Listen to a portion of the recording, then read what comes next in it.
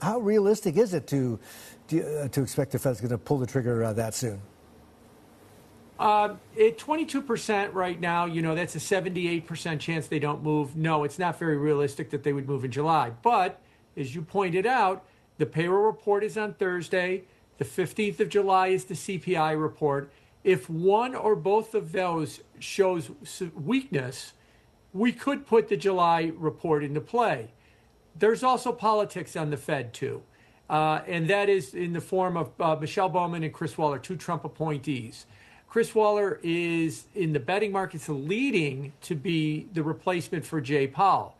On Friday, President Trump said that he will only nominate somebody who wants to cut interest rates. Well, Chris Waller better make the case and better dissent in July if the Fed doesn't cut rates. Otherwise, he's effectively removing his name from the consideration to be the replacement to Jay Powell. So if we get a weak number and combined with that politics, there is a scenario where you could put July into play. Right now, it doesn't look likely, but we'll have to see what the data says at the end of the week. You mentioned Waller and you mentioned Bowman, right? Both of them, if I'm not mistaken, were appointed by President Trump during his first term. Certainly, Michelle Bowman was. I can't remember whether or not Chris Waller was, but it sounds like it sounds as though we have the makings potentially of a mutiny at the Fed. Is that a stretch? No, it's not a stretch at all. And Chris Waller was appointed in December 2020, right at the end of Trump's first term. And that has been the thing that I think is going to surprise the Fed. The Fed has been saying that they're unified, that they're committed to their goal of price stability and employment as high as possible.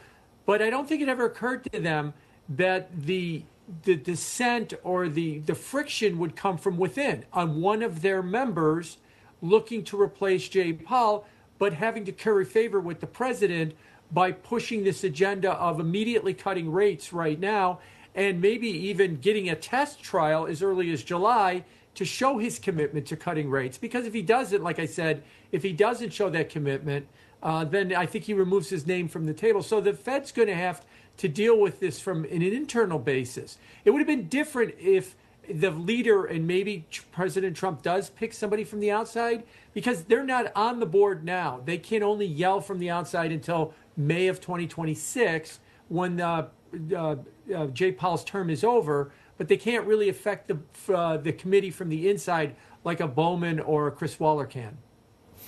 Yeah, so I was going to ask you, right, whether it really makes any difference whether the nominee is from inside or outside. But if it were to be from inside, let's say Waller or Bowman, right, it could potentially make the market even more confused, right? It's like, you know, Powell is still there. He's only going to be there for another couple of months until May when his term runs out.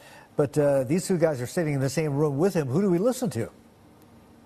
Exactly right. You know, in 15th century Europe, they had two popes, and it didn't work out very well for them. And if we have two Federal Reserve chairmen sitting in the same room with one coming in and the other going out, you're right. You could see a scenario where, you know, Chairman Powell holds his quarterly press conference, makes a bunch of statements and a bunch of outlooks, and tries to lay out the course for Fed policy. And then if it is Chris Waller, just to use that name for an example, he holds a press conference an hour later and lays out a completely different course of how he would react come May. And then the market doesn't know what to think. Do we listen to the guy that's in charge? Do we listen to the guy who's about to become in charge? Which way do we wind up going with this? And that there's a lot of dissent and chaos and confusion.